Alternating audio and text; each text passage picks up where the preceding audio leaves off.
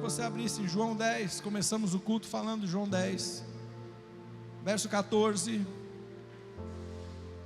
Eu queria pedir a todos que se esforcem para dar a sua melhor atenção a essa palavra. Por quê? Porque o diabo veio para roubar, matar e destruir. Ele quer roubar a sua atenção, mas você não vai deixar, amém? Diga ao seu irmão: você é muito mais forte que o diabo, porque ele já foi derrotado, profanado, expulso do céu. Ele não tem nada, ele só usa o que o homem dá para ele. Se a pessoa não der pecado, não der brecha, ele não tem como fazer nada. Fiz um estudo de 9 folhas sobre o diabo, para passar para vocês hoje. Mas os ventos mudaram e eu preparei uma outra mensagem. Essa fica para outro dia. O melhor está reservado às ovelhas. Diga: o melhor de Deus está reservado para as suas ovelhas. Pastor vai dar as coisas para o lobo? Não, ele vai dar para as suas ovelhas. Vamos ler juntos? Eu sou, conheço, e elas, olha só, eu sou o bom pastor. Quem está falando isso? Quem? Jesus. E ele está dizendo: eu conheço quem é minha ovelha e quem é bode. E as minhas ovelhas, o bode não me conhece, mas as minhas ovelhas também me conhecem. Quando Jesus começa a trabalhar na sua vida, é porque você é uma ovelha dele. Ele pode trabalhar de 3 maneiras. Ele pode trabalhar falando para você: está tudo errado, muda o que você está fazendo. Ou ele pode falar para você: está tudo certo, continua. Ou ele pode falar: eu tenho algo novo, que você não sabia até hoje, e agora eu vou te contar. Como é que ele pode trabalhar com a sua vida? Corrigindo, consolando, está tudo bem, continua. Ou edificando, tem algo novo. Tem algo novo. E eu quero te contar algo novo hoje. Porque o melhor ano da vida, da sua vida, está reservado para você que é ovelha de Deus. O melhor está reservado para as ovelhas. Quando aquela mulher Cirofenícia chegou a Jesus e falou: minha filha está doente, está com demônio, Jesus falou: eu não vou tirar o pão dos filhos e dar para os cachorrinhos. Porque Deus está focado em todo mundo, mas Ele tem um foco especial nas suas ovelhas. Ele falou: aquele que me agrada é o que faz a minha vontade, e esse de modo nenhum eu vou jogar fora. Esse tem um lugar mais perto. Aquele que habita no esconderijo do Altíssimo e repousa à sombra do Onipotente, esse encontrará um descanso, encontrará algo diferente dos outros. Então hoje eu estou para te falar que o melhor ano da sua vida está disponível, mas você tem que ser ovelha dele. Deus tem prometido o melhor ano da sua vida. Hoje uma irmã lá fora falou para mim: pastor, eu estava fazendo unha e pus a pregação do pastor Cláudio, e ele falou exatamente o que o senhor pregou aqui. Eu falei: é isso mesmo. Deus está falando com a sua igreja, Ele está falando com você. E hoje Ele me disse: eu falo com as minhas ovelhas.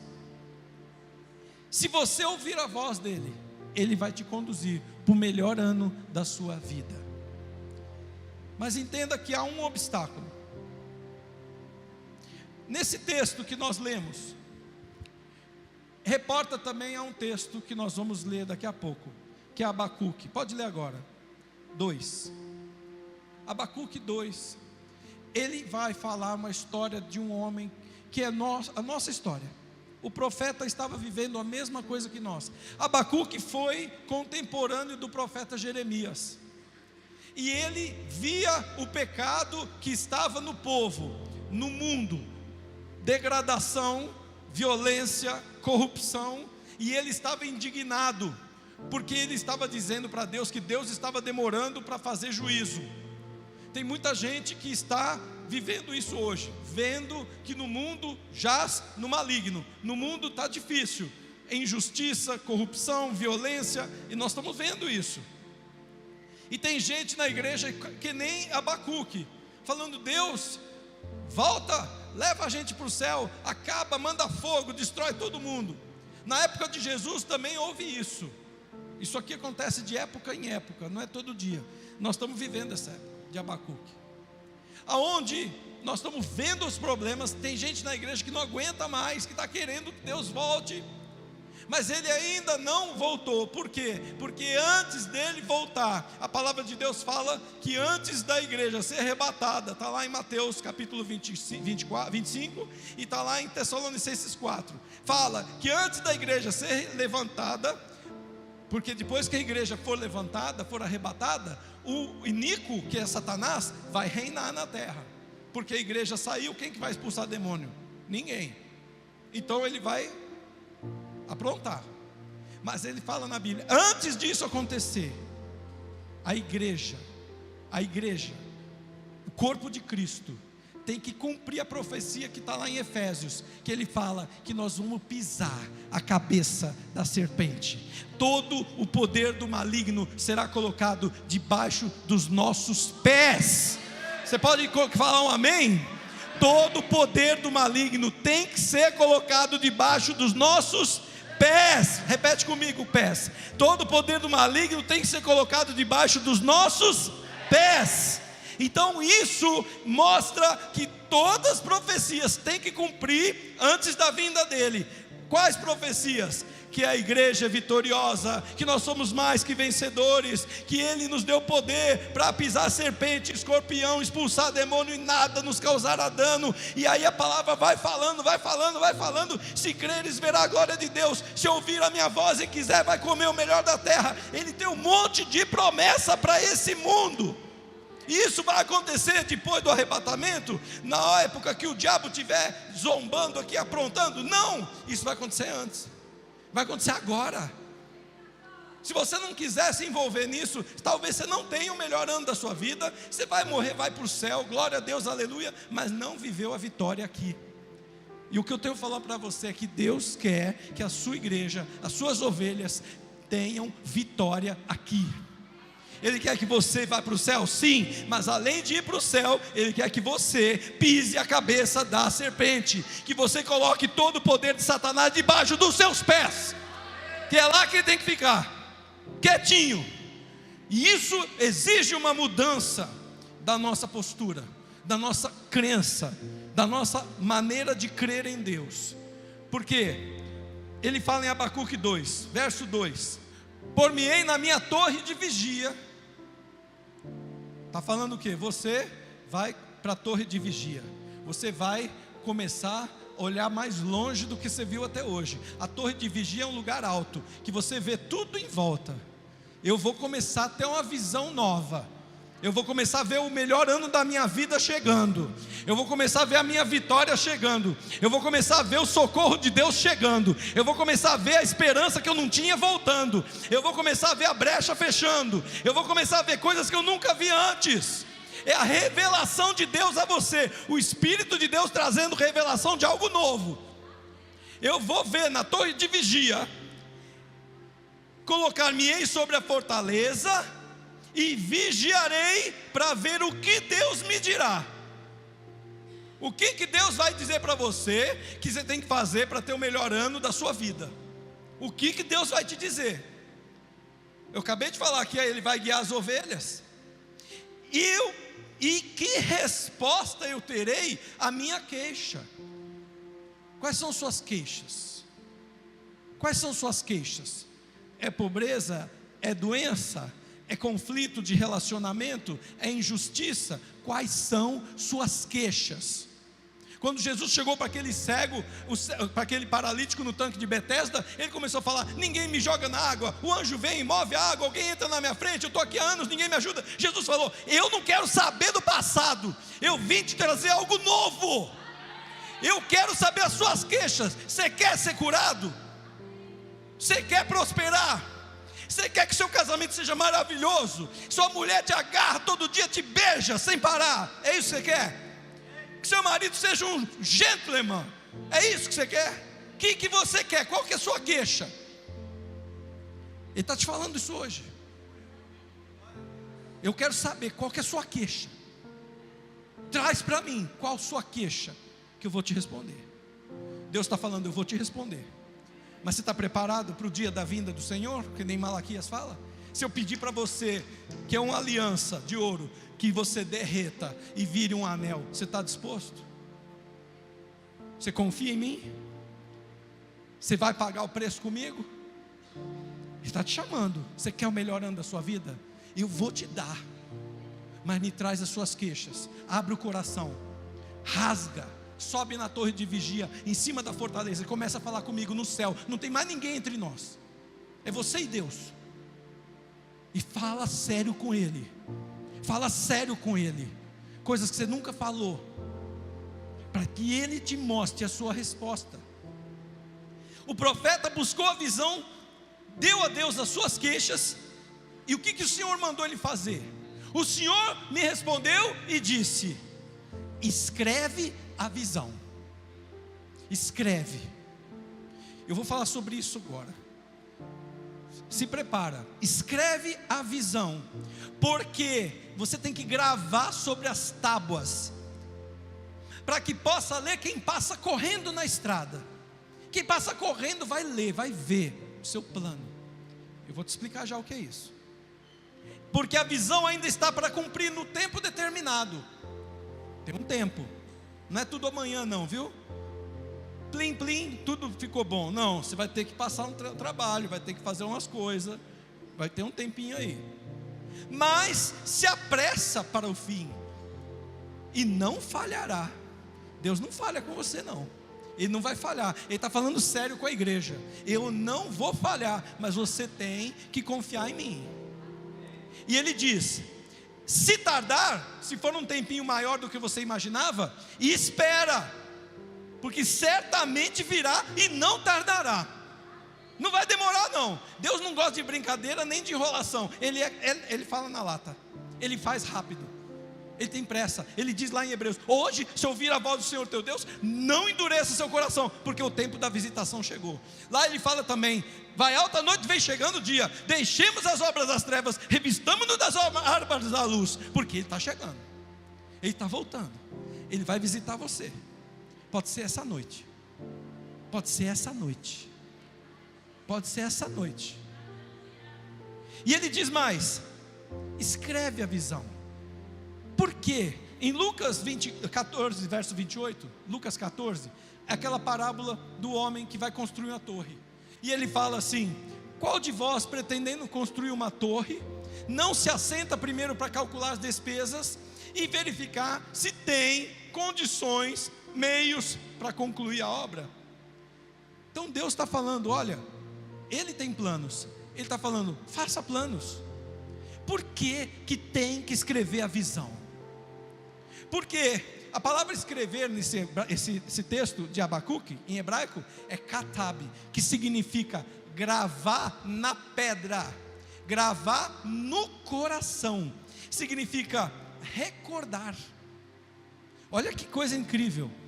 Ele quer que você todos os dias recorde sua visão, suas metas para esse ano. Qual que é o seu objetivo com Deus? Fala sério com Ele, porque Ele está falando sério com você. Vamos parar de achar que essa pregação é para os outros, é para você. Porque às vezes a pessoa fala assim: nossa, minha mulher não veio no culto hoje, né? Ela tinha que ouvir essa mensagem. Deus se enganou, Deus errou, né? Ele mandou você. Não é para você a mensagem? Para quem que é a mensagem? É para todo mundo que está lá fora ou é para todo mundo que está aqui dentro? É para você. É para cada um de vocês que está aqui hoje. Do mais bem sucedido ao que tem mais problema. É para todo mundo. Do mais novo até o mais velho. É para todo mundo. E Ele está dizendo: olha, eu quero que você escreva suas queixas e escreva para mim seus objetivos para esse ano. Eu já escrevi, os meus estão aqui no meu celular. Você tem que escrever. Por que você tem que escrever? Acabei de falar em Lucas. Porque todo mundo que tem um plano, uma construção grande para fazer, tem que planejar, tem que fazer os cálculos. E ele continua lá em Lucas 14, depois do verso 30 em diante, ele fala: qual é o rei que vê o inimigo vindo com o exército, não vai fazer a conta do seu exército, para ver se dá para lutar com ele? Se vir que não dá para lutar, vai mandar um mensageiro antes propondo a paz.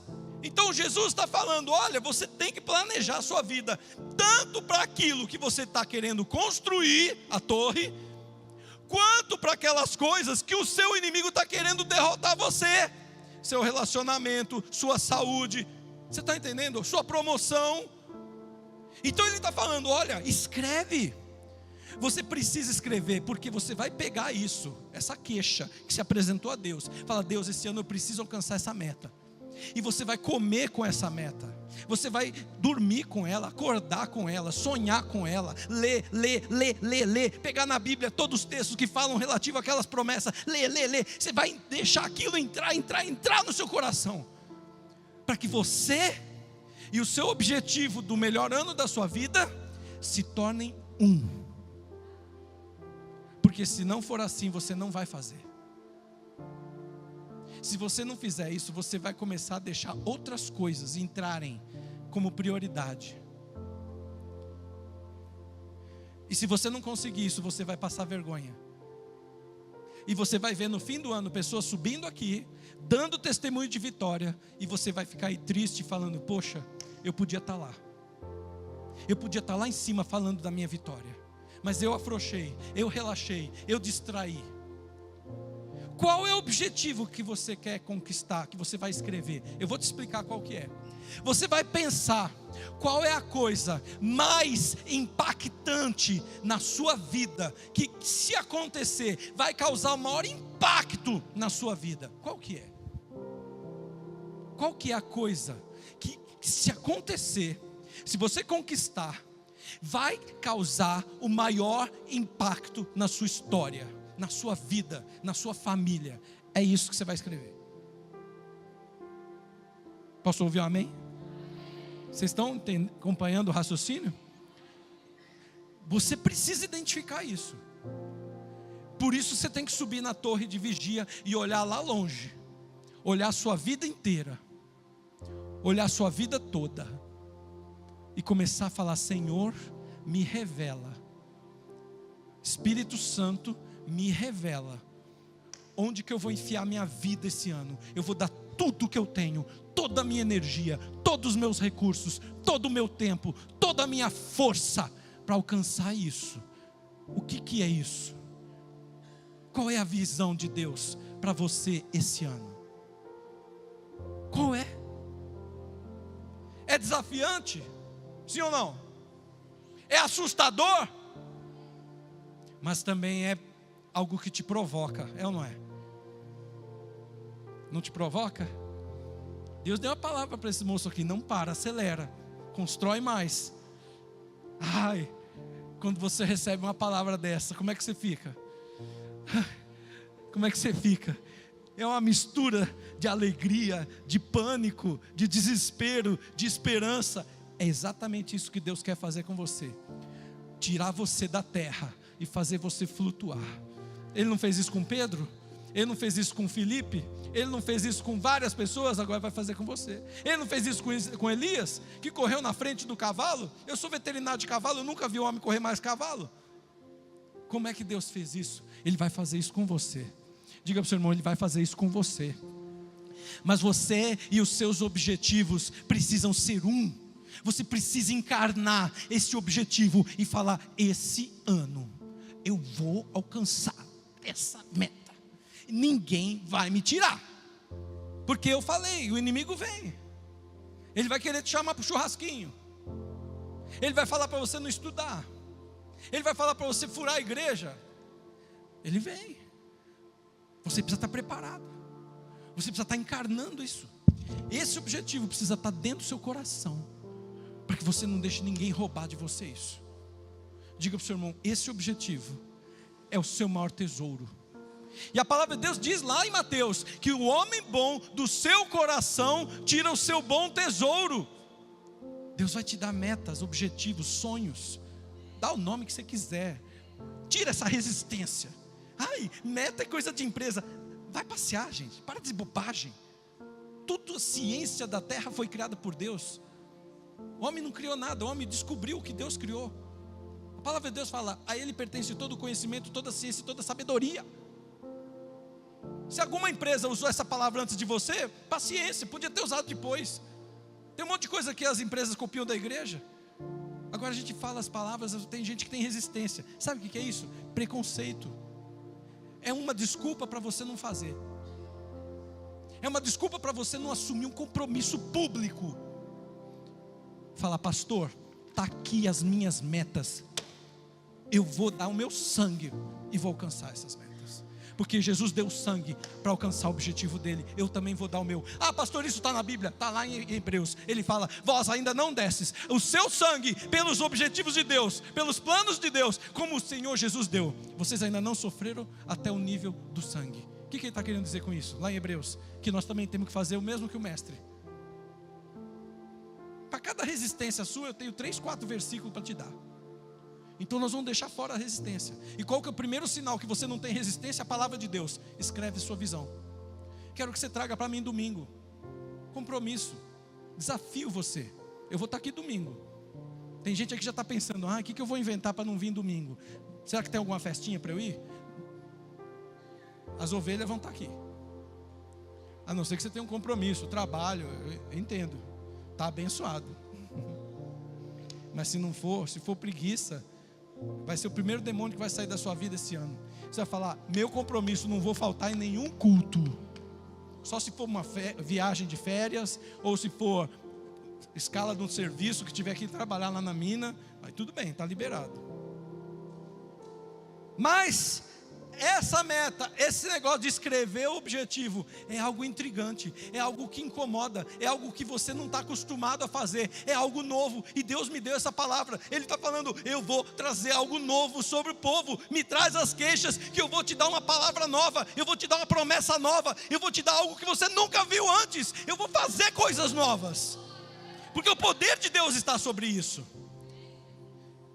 A segunda coisa que você vai fazer, além de escrever a visão: refaça a sua agenda. Diga para o seu irmão: refaça sua agenda. Você vai pegar sua agenda e vai jogar no lixo. Você vai fazer uma nova agenda, porque tudo que você fez até hoje não vai ser suficiente para esse ano, porque esse ano é o melhor ano da sua vida. Você vai ter que fazer algumas coisas que você nunca fez antes, coisas extraordinárias, para que você receba de Deus coisas extraordinárias. Você vai ter que fazer coisas novas para você ver novos frutos. Você vai ter que fazer coisas novas para você subir um nível onde você tem objetivo. Eu não sei qual é, se é financeiro, se é de relacionamento, se é de saúde, se é no seu ministério. Eu não sei qual é o seu objetivo. Se você quiser me mostrar, depois você mostra. Mas você precisa de uma agenda.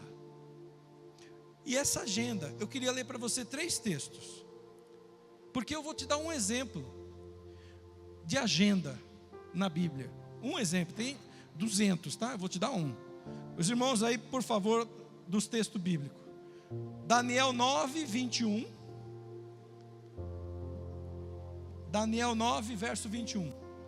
Amém? Falava eu, digo, falava no meu coração. Estava orando.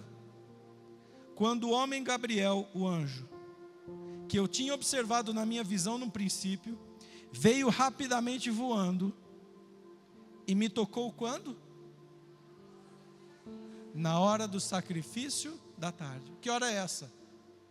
15 horas. É a hora da oração. É a hora 9. É a hora que Jesus morreu na cruz e o véu rasgou. 15 horas.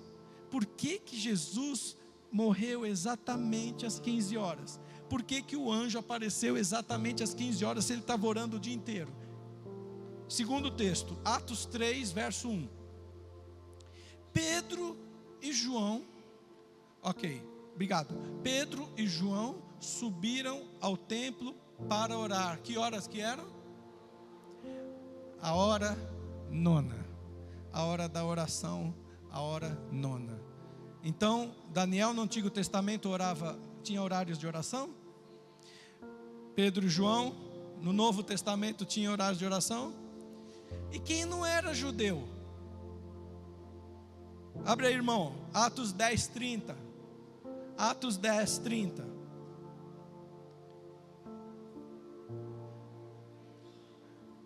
Respondeu-lhe Cornélio, centurião romano: faz hoje 4 dias que por volta desta hora estava eu observando em minha casa a hora 9ª da oração. Eu posso ler para você inúmeros textos.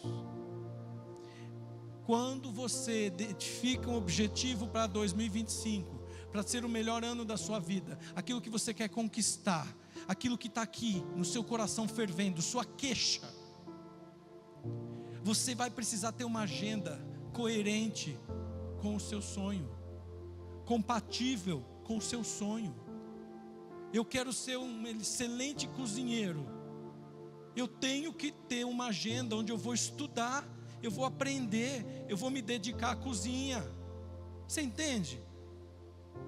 Não adianta pegar uma pessoa, colocar numa sala de aula durante 3 meses estudando como dirige um carro, nunca sentou no banco do carro. Ela vai conseguir dirigir? Mas teve 3 meses de aula teórica. Pode ter 3 anos, irmão. Se você na sua agenda não tiver uma coerência com o seu sonho, esquece, não vai dar. Você precisa entender que o seu objetivo é algo tão impactante na sua vida que ele pula para o início da sua agenda. Você nunca mais vai falar assim: quando der tempo eu oro, quando der tempo eu leio a Bíblia, amanhã eu começo. Eu sei que aqui nunca ninguém falou isso, né? Segunda-feira eu começo a dieta. E despede, sexta, sábado, domingo. Estava com 70 quilos, chega a segunda com 75. Você precisa eliminar. Qualquer hora do dia eu oro, viu, pastor? Eu não defini uma hora, porque qualquer hora que eu tenho, eu vou orar. Não. Você está inventando uma maneira de não assumir compromisso com a sua meta. Isso se chama procrastinação.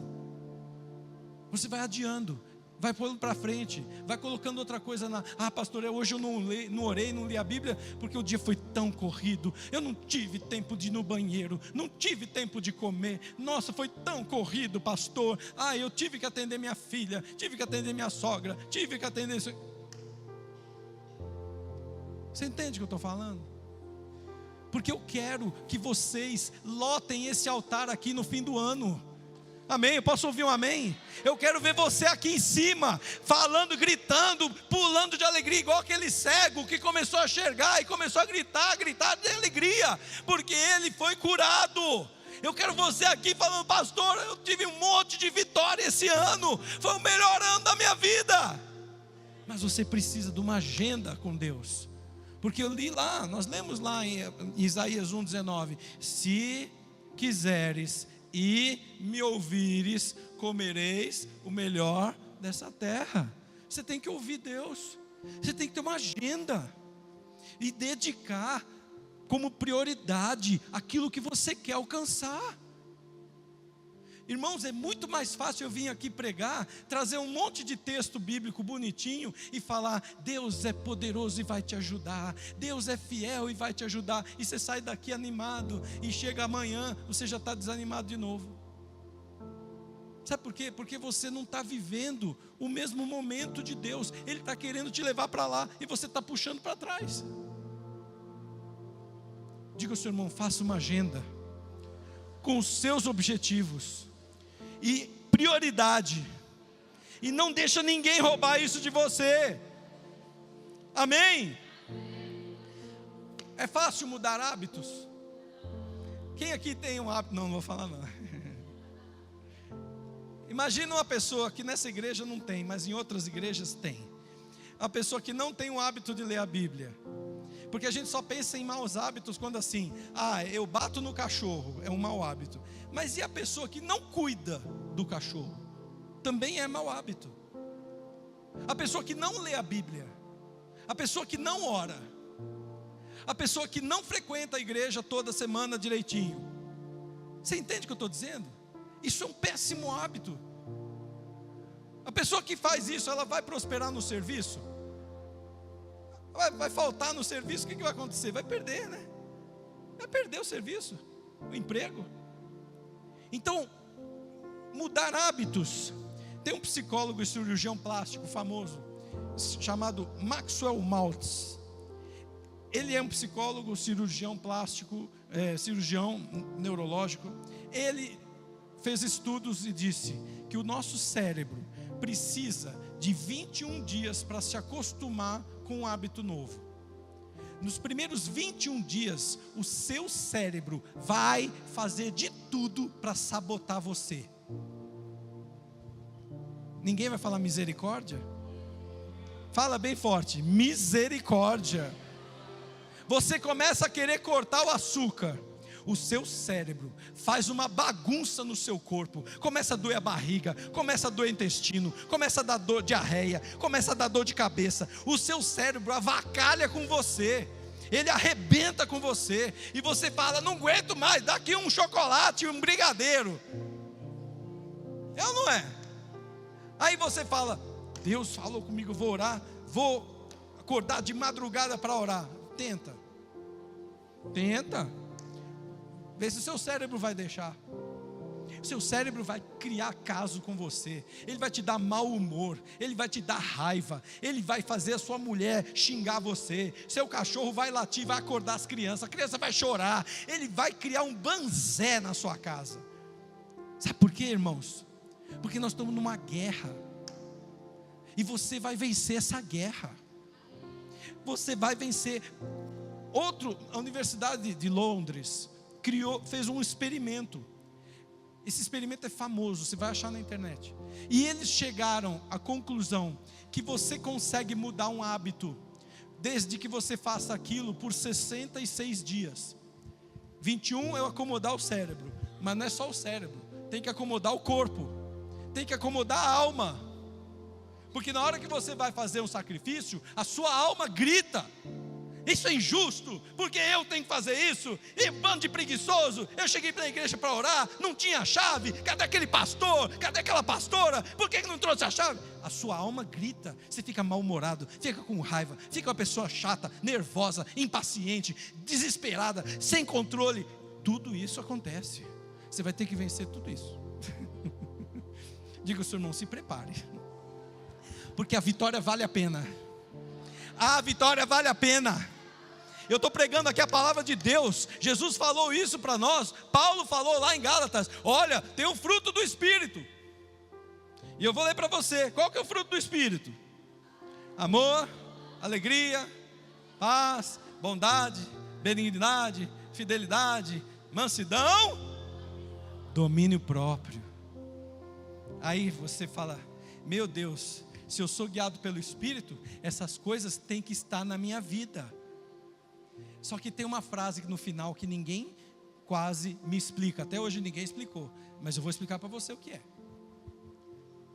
Contra essas coisas, diga para o seu irmão, contra essas coisas, faz assim para o seu irmão, ó. Eu quero ouvir o barulho, ó. Irmãozinho, irmãzinha, sabe o que quer dizer essa frase aí? Paulo podia deixar a gente sem essa, né? Mas ele não deixou não. Vou te explicar o que é isso. Imagina que você está em cima de uma escada. Se eu tirar a escada, o que acontece com você? Você cai. Por que você cai? Porque tem uma lei, a lei da gravidade. Essa lei vai te jogar lá embaixo.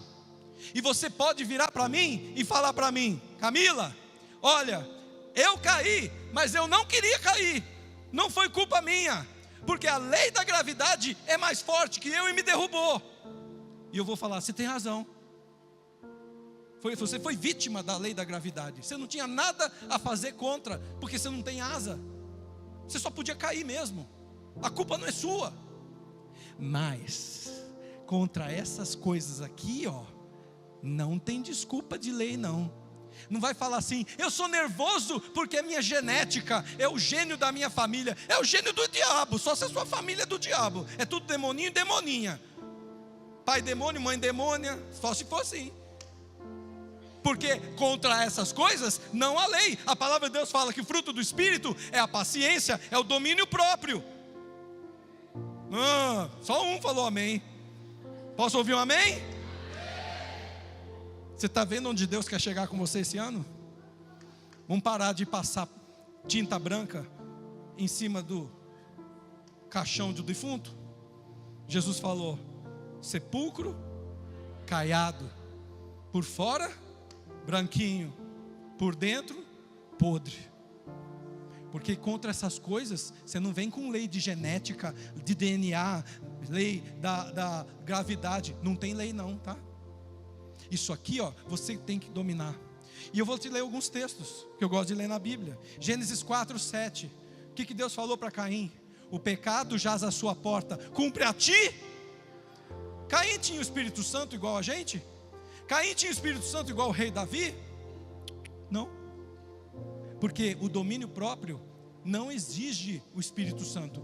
Você vai lá no mundo, tem gente que não tem o Espírito Santo, tem gente que está no meio da macumba, tem gente que está no meio do espiritismo e tem domínio próprio.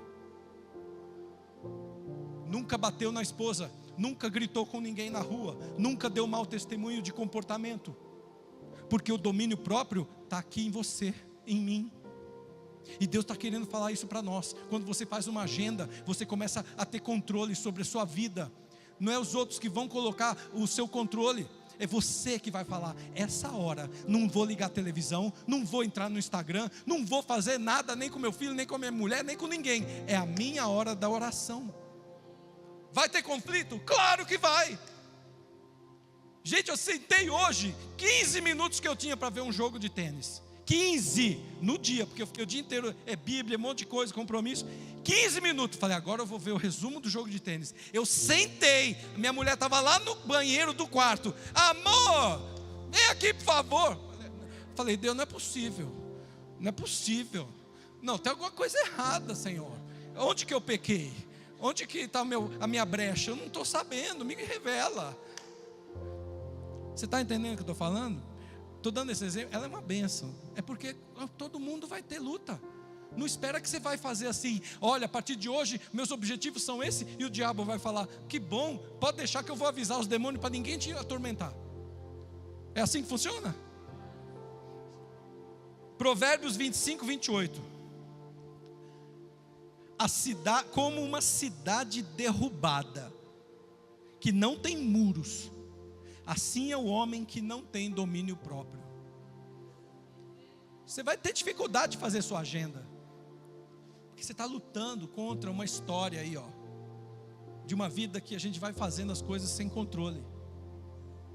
Gálatas 5:22-23 nós lemos, o fruto do Espírito, amor, alegria, paz, longanimidade, benignidade, bondade, fidelidade, mansidão e domínio próprio. Contra essas coisas não tem lei, não tem lei.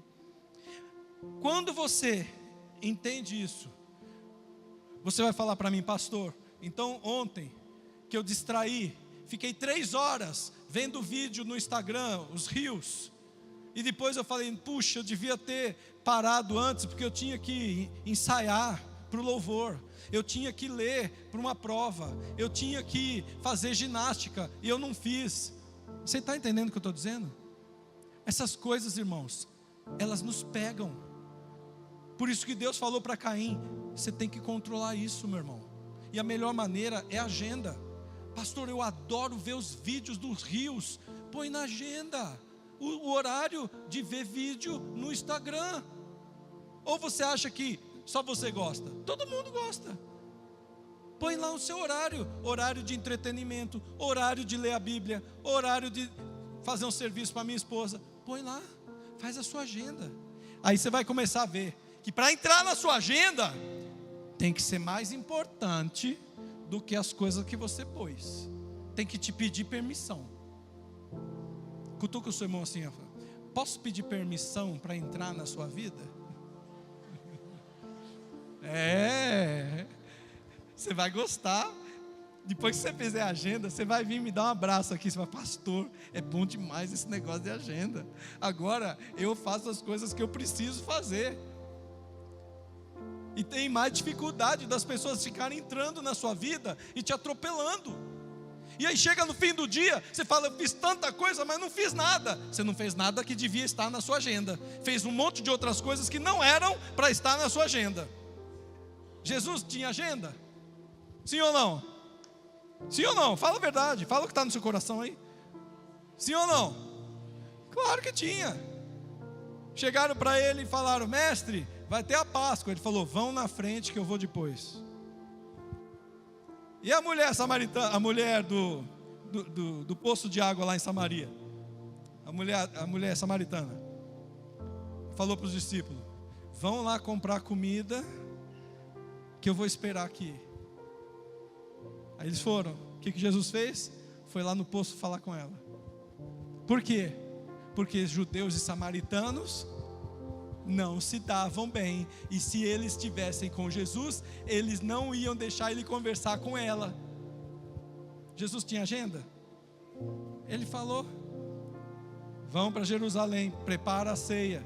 Você vai na casa do fulano, lá vai ter um salãozinho, vai dizer para ele que o mestre pediu, ele vai deixar. Jesus tinha tudo cronometrado, o dia, a hora, tudo que ele ia fazer, se ele ia por essa cidade, se ele ia dar a volta. Ele foi lá no Gadareno, tinha um plano.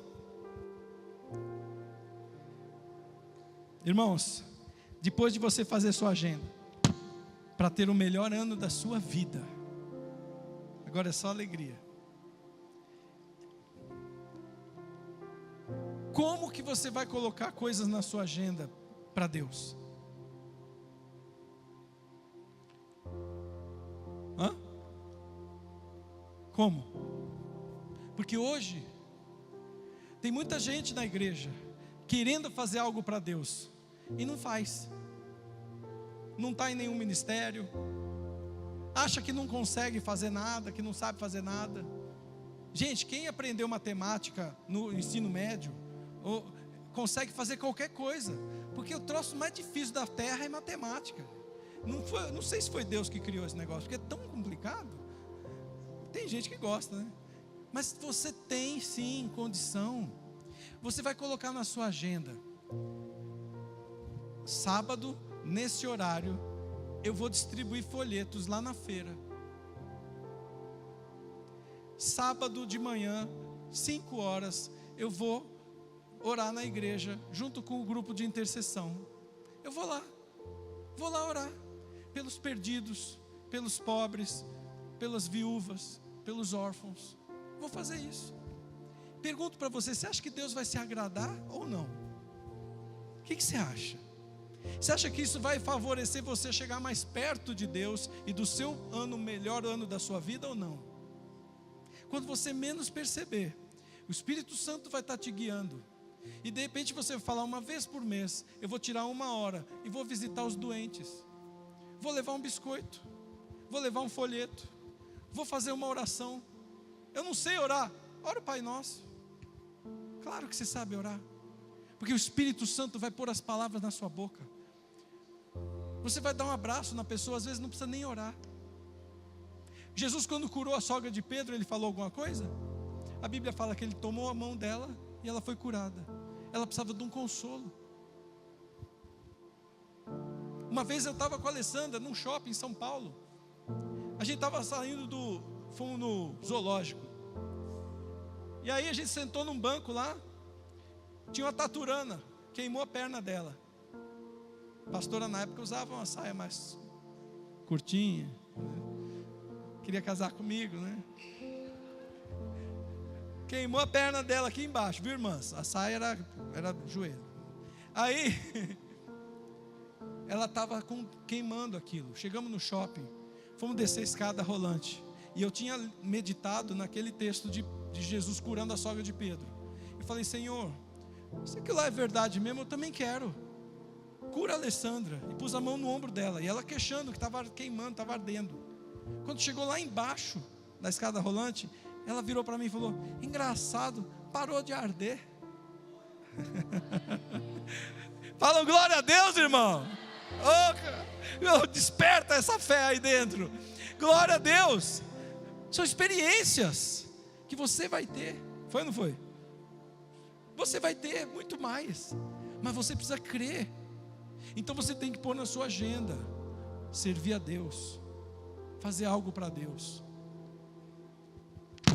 Então, terminando. Terceiro, vigie os seus relacionamentos. Você tem que cercar de pessoas que vão ajudar você a chegar no seu objetivo. Tira do meio que você convive pessoas que são muito negativas, pessimistas, invejosas. Infelizmente tem isso na sua família, na minha, tem. Ezequiel 17, abre para nós aí, verso 11. Êxodo, desculpa, já passou da hora, já vou encerrar. Êxodo 17, verso 11. Quando Moisés levantava a mão, o que acontecia? E quando ele abaixava a mão? Eles perdiam a batalha para o Amaleque. E a mão dele estava ficando pesada, né? Você já pensou você ficar com a mão levantada assim muito tempo? Aí veio Arão e Ur para ajudar, um de cada lado, segurando a mão dele. Diga para o seu irmão, você precisa de pessoas que vão te ajudar. As pessoas influenciam você. Trabalho publicado, um palestrante famoso nos Estados Unidos, Jim Rohn, você vai encontrar vários vídeos dele no YouTube. Ele diz que você é a média das 5 pessoas com quem você mais convive. Olha que coisa terrível. A Bíblia fala isso. As más companhias corrompem os bons. Fala lá em Salmo capítulo 1. Bem-aventurado é quem? Não anda com os pecadores, não se assenta na roda dos escarnecedores, não anda segundo o conselho dos ímpios. Então, a Bíblia fala, olha, vigia suas companhias. Isso é diferente de evangelismo, tá bom? Porque para eu evangelizar, eu não posso perder o contato com as pessoas do mundo, claro. Inclusive, você não deve perder o contato com seus amigos, parentes, vizinhos, porque você vai levar a palavra de Deus para eles. Mas eu estou falando aqui de convivência com gente que está te puxando para o buraco. Aí você não pode. Você tem que mudar o seu ambiente. Porque você chega cheio de fé, cheio de ânimo, com as suas metas. Hoje eu vou fazer 1 hora de oração. Aí a pessoa vai começar a falar, não, para com isso, não precisa, exagero. O pastor é fanático, a pastora é fanática. Aí você começa a ter dúvida, começa a te atrapalhar. Nicholas Christakis é um médico famoso que ele estuda as conexões nervosas e ele publica alguns trabalhos. Ele publicou um livro que chama O Poder das Conexões. Ele estuda as redes sociais, o cara é muito famoso. Ele é um médico grego-americano. Ele disse que, ele fez um estudo, você tem muito mais chance de fumar se você tem um amigo que fuma. Isso é ciência, não é balela não. Se você anda com gente que vai te puxar para baixo, vai te atrapalhar. Se você tem um amigo na igreja que gosta de orar, que gosta de te motivar, de incentivar você, gruda nele, gruda nela. Inclusive, todos aqui deviam estar no grupo de oração da igreja, porque lá você encontra gente que está intercedendo por você. Vai no monte, vem aqui 5 horas da manhã, visita você quando precisa. Os diáconos são pessoas que querem o seu bem. Você devia estar andando com eles. Pelo menos uma parte da semana, tentar se aproximar desse grupo. As pessoas nos influenciam em diversas áreas: profissional, emocional, intelectual, física. Você vai fazer dieta, aí você chega em casa, aí o seu irmão, o seu pai. Outro dia a Alessandra pegou aí um avô sabotando os dentes do neto. A avó, eu dou bala mesmo. O sangue de Jesus tem poder. Você está entendendo o que eu estou falando? Mas é meu netinho. Se você ama o seu netinho, cuide do seu netinho e não dê bala para ele. Nota importante: não se compare com ninguém. Diga para o seu irmão, não se compare com ninguém. Os seus planos, suas metas, seus desafios são diferentes dos outros. Ah, mas tal pessoa está orando muito. Para com isso. Não se compare. Porque se você falar para mim parar de tomar café, eu já não tomo. Faz diferença nenhuma. Agora tem gente que é viciado em café. Se você falar para a pessoa parar de tomar café, vai ser muito difícil. Então não tem que comparar um com o outro. E para finalizar, espere o tempo determinado. Quanto tempo você colhe alface? 30 dias. E quanto tempo você colhe uva? Se você plantar uva hoje, 120 dias. Você está entendendo o que eu estou dizendo? É muito diferente. Então não tem que ficar ansioso, ansiosa. Eu quero garantir para você que Deus não falha. Posso ouvir um amém? Ele vai te levar para os objetivos que você quer esse ano. Ele não falha, Ele é poderoso, Ele não vai deixar você ficar para trás. Ah, pastor, está demorando. Nós lemos no início do culto o quê? Ainda que tardar, virá e não falhará.